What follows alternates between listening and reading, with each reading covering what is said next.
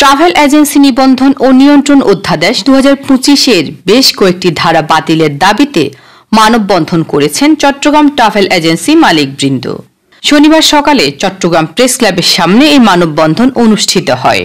মানববন্ধনে বক্তারা বলেন, 2025 নামে একটা কালো আইন করার প্রতিবাদে আজকে আমাদের এই মানববন্ধন। আমাদের ছোট ছোট এজেন্সিদেরকে রক্ষা করার জন্য আজকে আমাদের এই মানববন্ধন। আমাদের ট্রাভেল টেককে রক্ষা করার জন্য আমাদের এই মানববন্ধন। সারা বাংলাদেশে একযোগে হচ্ছে, সব জায়গায় প্রতিবাদের জ্বর উঠতেছে। ওনারা যে আইনগুলো করছে, 10 লক্ষ টাকা জামানত, একটা ক্ষুদ্র ট্রাভেল এজেন্সি যারা কোন রকমে তাদের ব্যবসা করে সংসার চালাচ্ছেন, তাদের উপর অন্যায়ভাবে 10 লক্ষ টাকা রেফারিয়া চাপিয়ে দেওয়ার ফায়সালা করা হচ্ছে।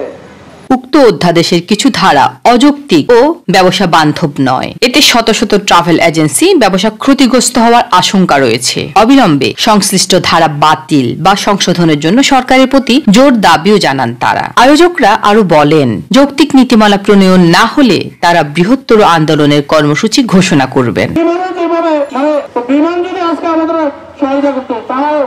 আমাদের সিনিয়র নেতৃবৃন্দ সাথে বসে একত্রিত হয়ে আলাপ আলোচনার মধ্যে 2025 আইনের নীতিমালাটা আপনি একটা ব্যবসা বান্ধব সুন্দর আইন অধ্যাদেশ তৈরি করার জন্য অনুরোধ জানাচ্ছি।